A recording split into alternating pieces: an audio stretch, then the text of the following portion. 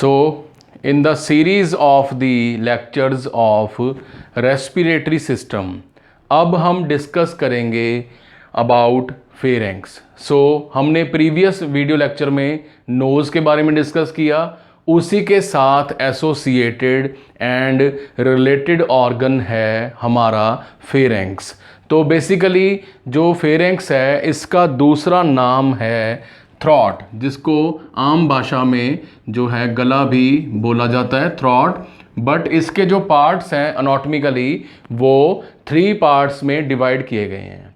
तो फेरेंक्स हमारा कैसा है और इसकी स्ट्रक्चर कैसी है, इसके बारे में अब हम डिस्कस करेंगे। तो बेसिकली फेरेंक्स एक ट्यूब लाइक स्ट्रक्चर है।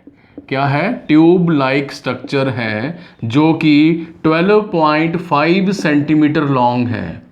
यानी एक बार ये नोज़ है मान लीजिए हमारा, तो यहाँ से स्टार्ट होने के बाद, नोज़ वाले एरिया से स्टार्ट होने के बाद ये जो है हमारा ट्रैकिया तक प्रेजेंट है। ट्रैकिया तक अगर हम यहाँ पे डिस्कस करें तो ये जो पार्ट है हमारा यहाँ से जो एरिया स्टार्ट हुआ up to the trachea, this is the pharynx part जो है हमारा होता है, और इसकी जो लेंथ है दैट इज 12.5 सेंटीमीटर।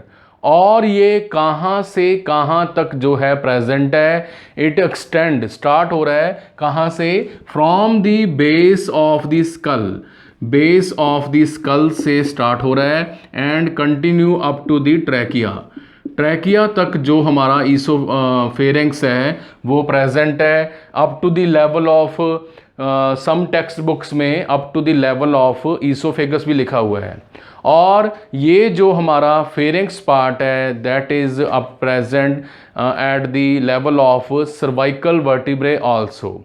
तो इसके अंटीरियर साइड पे जो है वो है हमारे सर्वाइकल वर्टिब्रे जो हैं प्रेजेंट जस्ट अंटीरियर। हमारा जो फेरेंक्स पार्ट है उस हमारे जो सर्वाइकल वर्टिब्रे हैं, नेक में वर्टिब्रे प्रेजेंट हैं, उसके बिल्कुल अंटीरियर प्रेजेंट हैं हमारे, दैट इज़ फेरेंक्स पार्ट जो है वो प्रेजेंट है। और यहाँ पे जो हमारा एरिया है that is anterior to the cervical vertebrae called pharynx. तो फेरेंक्स इसको जो है वो बोला जाता है। ठीक है जी। तो हमने देखा कि कैसे हमारा जो फेरेंक्स एरिया है it is 12.5 centimetre long and is lined with mucous membrane. इसमें जो है ये एरिया जो है कंटिन्यूसली म्यूकस मेम्ब्रेन के साथ एनरिच्ड रहता है। यहाँ पे काफ़ी मात्रा में म्यूकस जो है वो प्रेजेंट रहता है। तो म्यूकस हमारा जो है मेम्ब्रेन यहाँ पे प्रेजेंट जो है हम देखते हैं म्यूकस मेम्ब्रेन जो है वो यहाँ पे प्रेजेंट है। और इस म्यूकस मेम्ब्रेन के पीछे यहाँ पे पड़ी है हमारी the is smooth muscle layer lining.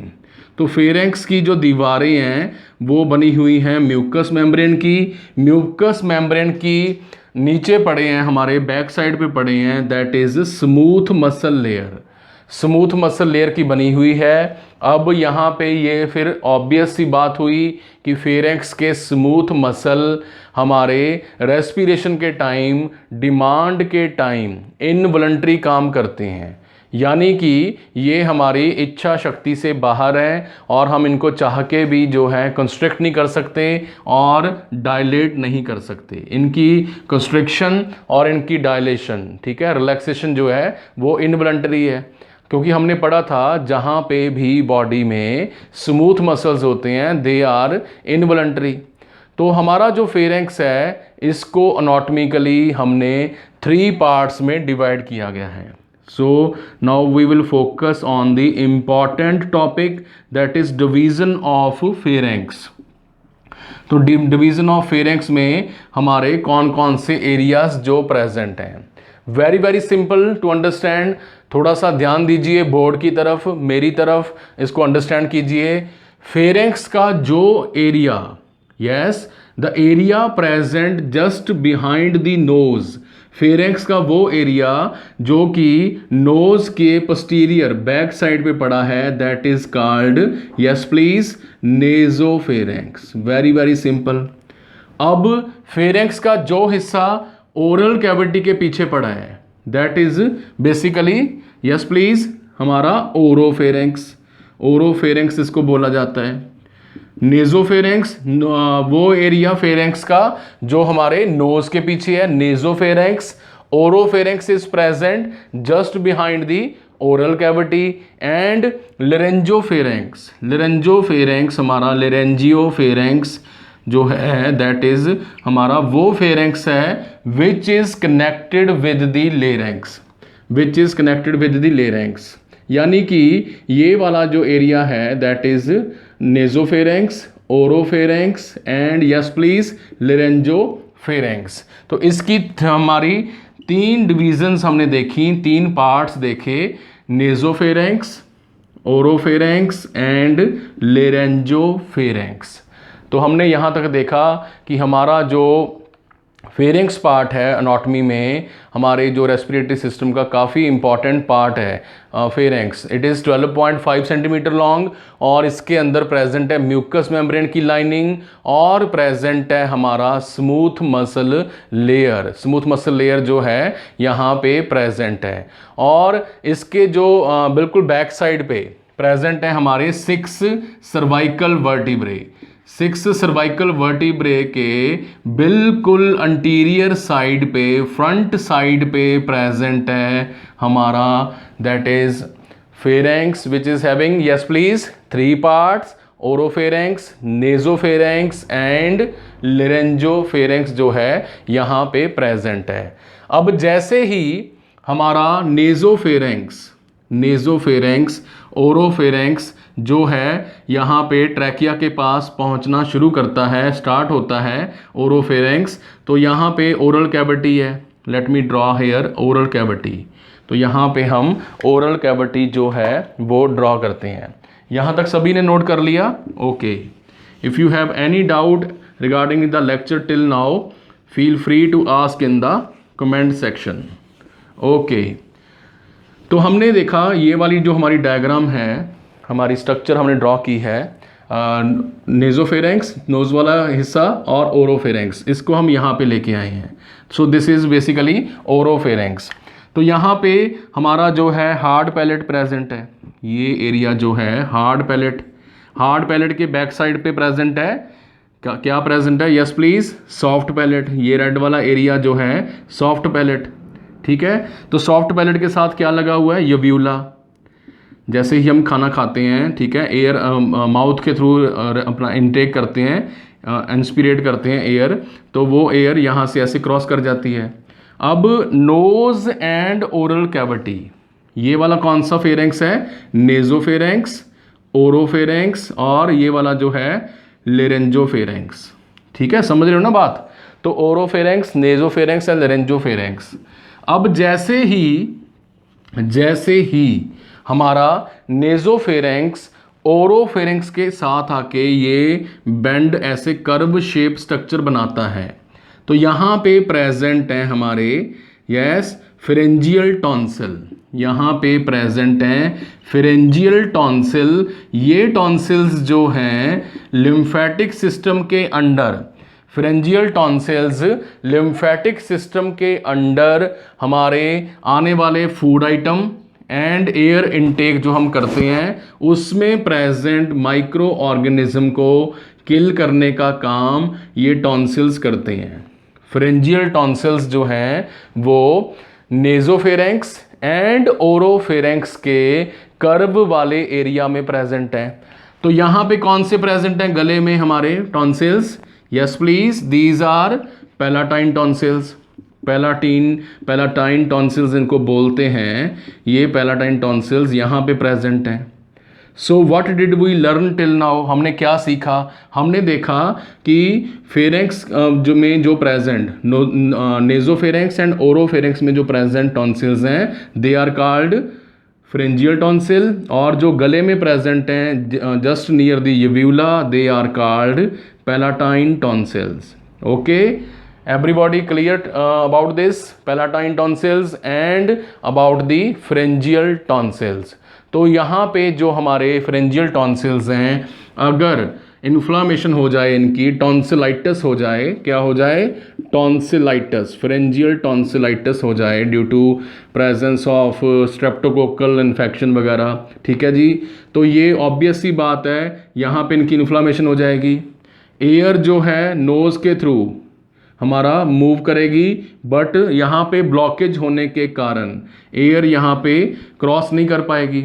अगर फ्रेंजियल टॉन्सिल्स की इन्फ्लामेशन हो जाती है, सूजन आ जाती है, सोज आ जाती है वहाँ पे, ठीक है, तो क्या होगा, स्लीप एपनिया हो सकता है और इवन डेथ भी हो सकती है। अगर एस्फिक्सिया हो जाए, हाइपोक्सिया हो जाए, तो स्लीप एपनिया नाम की कंडीशन जो है ये प्रेजेंट हो सकती है अगर फ्रेंजियल टॉन्सिल्स की इन्फ्लामेशन जो है वो प्रेजेंट हो।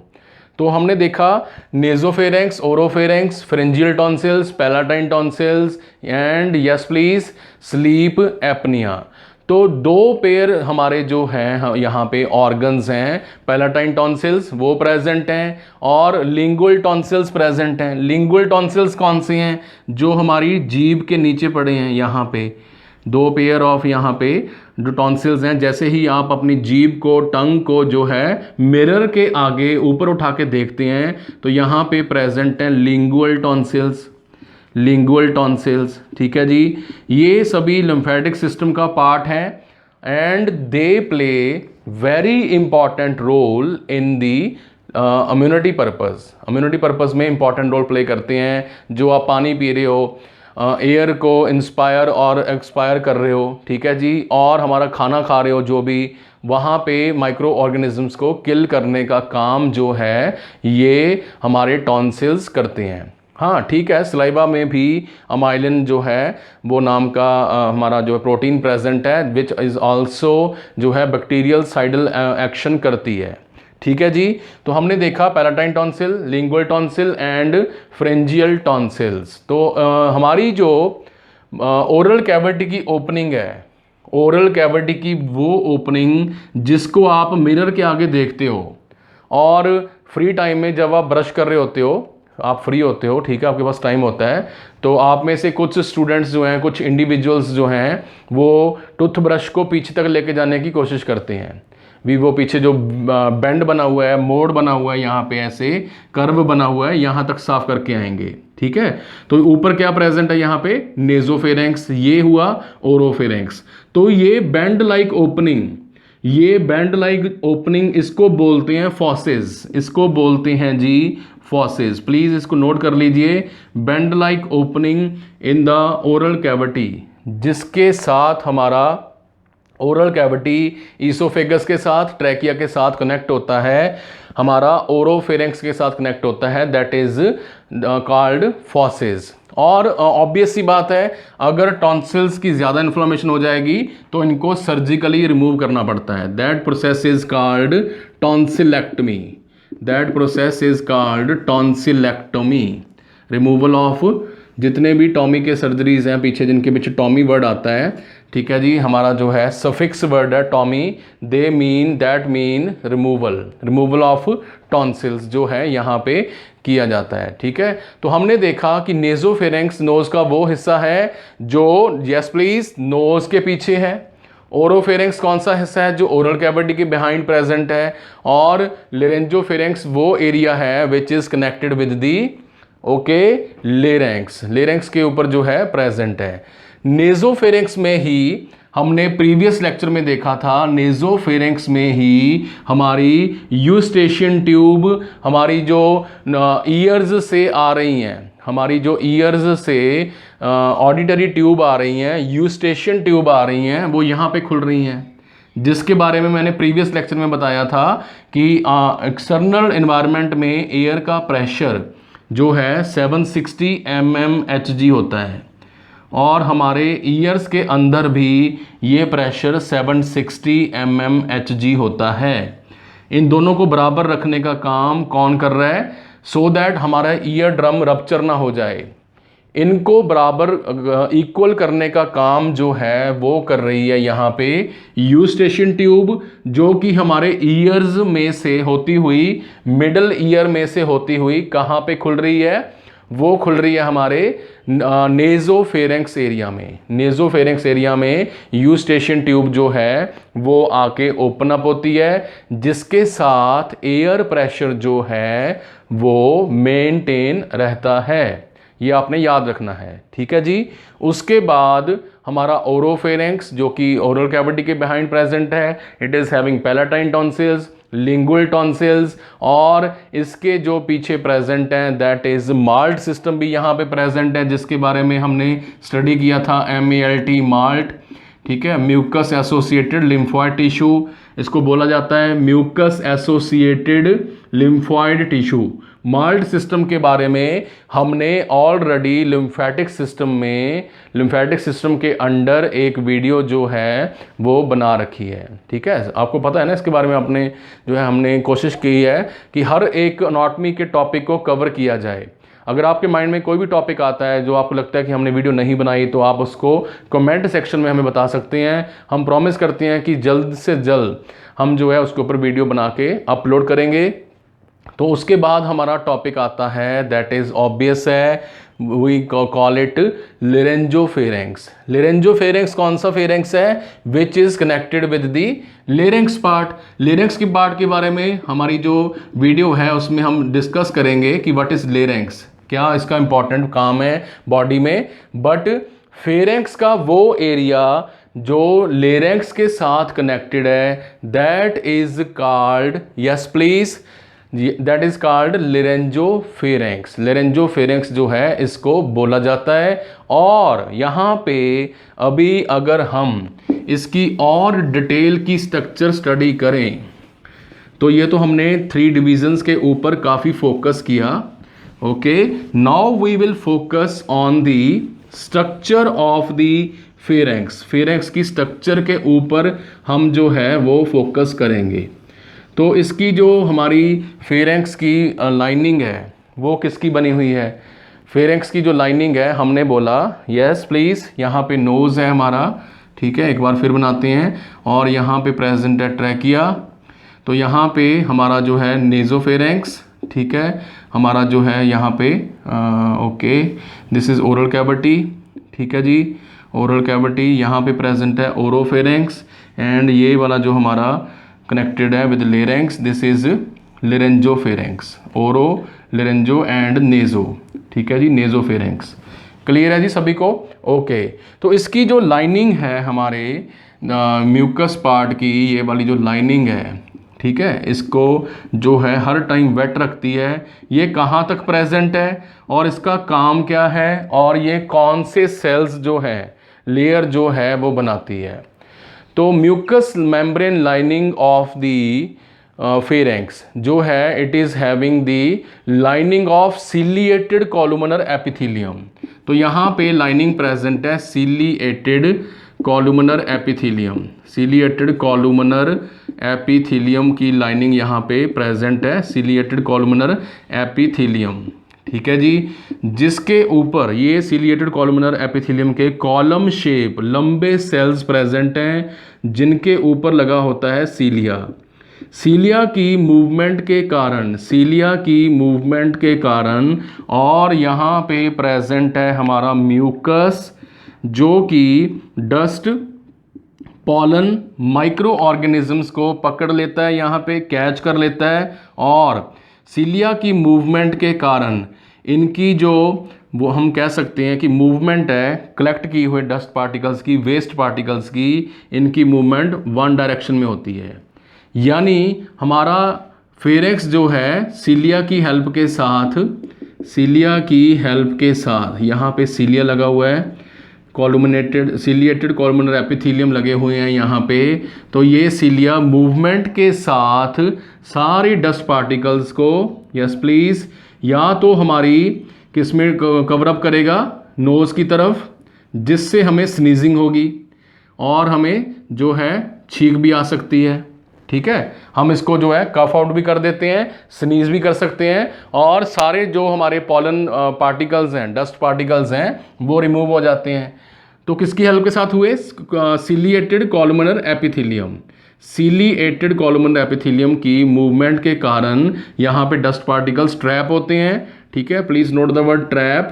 पकड़ लिए जाते हैं म्यूकस के द्वारा। ठीक है, वेट होता है यहाँ पे म्यूकस, उसके द्वारा पकड़ के इसको स्नीज करके बाहर, स्नीजिंग करके, या फिर अगर ये ट्रैकिया तक पहुंच भी जाते हैं very fine dust particles, pollen particles, तो ये ईसोफेगस में डाइवर्ट कर दिए जाते हैं, जो कि लेटर ऑन स्टूल के द्वारा बाहर निकल सकते हैं। और बहुत ही अच्छा अरेंजमेंट जो है यहाँ पे हमने देखा। आपने सुना होगा कि जो है यहाँ पे in case of clinical significance, अगर हम इसकी क्लिनिकल सिग्निफिकेंस की बात करें तो जो चेन स्मोकर्स होते हैं जो कंटिन्यूसली स्मोक करते हैं और regarding the poor quality cigarette और वी कैन से बीड़ी वगैरह जो स्मोक करते हैं, तो उनके अंदर यहाँ पे सीलिएटेड कॉलमनर एपिथेलियम का सीलिया डैमेज होना, डीजनरेट होना शुरू हो जाता है, सीलिया नॉन फंक्शनल हो जाता है, जिसके कारण जो है निकोटीन वगैरह और डस्ट पार्टिकल्स जो हैं, स्मोक वगैरह, टार वगैरह जो है वो यहाँ पे अक्यूमुलेट, इकट्ठा होना शुरू हो जाती है, जिसके कारण हमारे चेन स्मोकर को कफ जो है as a sign and symptom, ठीक है, लक्षण के तौर पे कफ जो है, स्पेसिफिक कफ, ड्राई कफ जो है यहाँ पे देखने को मिलेगी, क्योंकि म्यूकस तो बन नहीं रहा, सीलिया प्रेजेंट नहीं है, ड्राई कफ प्रेजेंट है, और कंटिन्यूसली जो है हॉर्स साउंड जो है, रफ साउंड जो है वो बनाते हैं, बोलते वक्त गला उनका खराब होता है और ड्राई हो जाता है। तो सीलिया का फंक्शन है यहाँ पे to maintain the patency and clean environment of the pharynx and we can say larynx also. ठीक है जी, तो हमने देखा कि यहाँ पे जो है फूड का आना, हमारे ओरल कैविटी में फूड पार्टिकल्स का आना और उनका अब्रेजिव एक्शन, ठीक है, अब्रेजिव एक्शन का मतलब है कि हर बार जो हमारा फूड पार्टिकल्स हैं चबाने के बाद, च्यू करने के बाद जैसे ही यहाँ पे क्रॉस करते हैं, तो अब यहाँ पे सीलिएटेड कॉलमनर एपिथेलियम का काम तो हमें पता लग गया कि डस्ट पार्टिकल्स को फिल्टर करना, बट यहाँ पे ऐसे कौन से सेल्स हैं जो फेरेंक्स को इतना अच्छा रिजिड, मजबूत बना के रखते हैं? They are stratified squamous epithelium. Stratified squamous epithelium जो है उनका काम है, यहाँ पे ही ऐड कर देते हैं, स्ट्रेटिफाइड स्क्वेमस एपिथेलियम। तो जब हमने सेल में, टिश्यू में पढ़ा था एपिथेलियम, तो हमने वहाँ पे लिखा था स्ट्रेटिफाइड स्क्वेमस एपिथेलियम, जो कि हमारी म्यूकस लाइनिंग को प्रोटेक्ट करता है। यहाँ पे present, please note it down, ध्यान दीजिए, यहाँ पे प्रेजेंट हमारा स्ट्रेटिफाइड स्क्वेमस एपिथेलियम इस पार्ट को खाने के फूड पार्टिकल्स के अब्रेजिव एक्शन से, रगड़ से, फ्रिक्शन से बचाता है। और ये वाले जो सेल्स हैं एपिथेलिया के बार बार रिप्लेस होते रहते हैं, इसीलिए हमने आज तक जितना भी खाना खाया है, आप जैसे अभी 18 से 22 एज के ग्रुप में हो, आपने कितना खाना खाया है? आपको याद है कि आपने आज तक कितनी बार खाना खाया है? अगर हम 3 टाइम्स ए डे भी मान लें तो लगभग आप काउंट करके देखिए, आपको खुद बड़ा सरप्राइजिंग फिगर मिलेगा कि मैंने कितनी बार खाना खाया है। वो तो चलो भी आपकी डाइट है, इसके अलावा जो आप बाहर का स्पाइसी फूड खाते हो, जंक फूड खाते हो, पानी पीते हैं हम, ठीक है, जूसेस वगैरह लेते हैं, मिल्क लेते हैं, उनके अंदर टेम्परेचर भी हमने देखने वाली चीज़ होती है कि ठंडी चीज़ भी होती है, गर्म चीज़ भी होती है। तो इतना कुछ इस फॉसिस एरिया में से निकलना है और आगे उसने ईसोफेगस में जाना है, बट ये एरिया फ्रिक्शन के कारण, अब्रेजन के कारण डैमेज क्यों नहीं होता? Because of presence of stratified squamous epithelium जो है इसको रिजिडिटी प्रोवाइड करता है, टफनेस प्रोवाइड करता है, मजबूत बनाता है इसको कि आप खाना खा भी सकते हैं। यहाँ पे प्रेजेंट स्मूथ मसल्स स्वेलो करने में हेल्प कर रहे हैं, ठीक है, फूड को जो है वी कैन से स्वेलो करने में जो है हेल्प कर रहे हैं। और यहाँ पे लगा हुआ है स्ट्रेटिफाइड स्क्वेमस एपिथेलियम जो कि हमारे ईसोफेगस तक कंटिन्यू करता है। इसके बाद यहाँ पे हमने समझना है that is lining of smooth muscles, तो फेरेंक्स के सबसे पहले अंदर लगी होती है सीलिएटेड, हमारा सीलिएटेड एपिथेलियम, और उसके बाद प्रेजेंट है यहाँ पे स्मूथ मसल्स।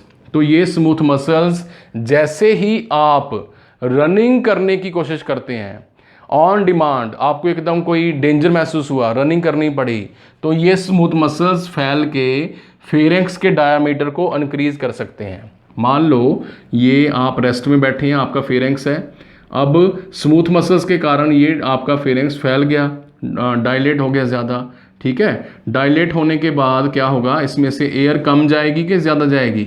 ऑब्वियस सी बात है, इसमें से एयर जो है ज़्यादा अमाउंट में क्रॉस करेगी। यही हमें चाहिए भी रनिंग करते वक्त, ऑक्सीजन चाहिए। तो ये काम कौन कर रहा है? ये काम कर रहे हैं हमारे स्मूथ मसल्स। तो कई बार क्या होता है, अंडर द इफेक्ट ऑफ, इसको क्लिनिकल इंपॉर्टेंस समझिए इसकी, under the effect of we can say alcohol, ठीक है, शराब पीने के कारण अल्कोहल, और कुछ दवाइयाँ ऐसी आती हैं, सर्टन ड्रग्स, जो कि स्मूथ मसल्स को डिस्टर्ब कर सकती हैं।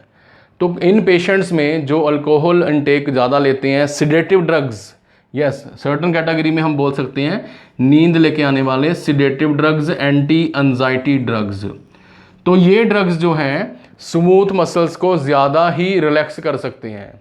ज़्यादा रिलैक्स कर देंगे तो ये जो मसल्स हैं पास में आ जाएंगे और कॉन्ट्रैक्ट हो जाएंगे। फेरेंक्स जो है हमारा वो बहुत ही ज़्यादा टाइट हो जाएगा। बहुत ज़्यादा टाइट होने के कारण डिफ़िकल्टी इन ब्रीदिंग महसूस होगी, दैट इज़ डिस्निया। तो हमने देखा कि ड्रग्स, अल्कोहल जो है, सिगरेट स्मोकिंग सबसे बड़ा जो एनिमी है, दुश्मन है, वो किसका है? That is ciliated columnar epithelium.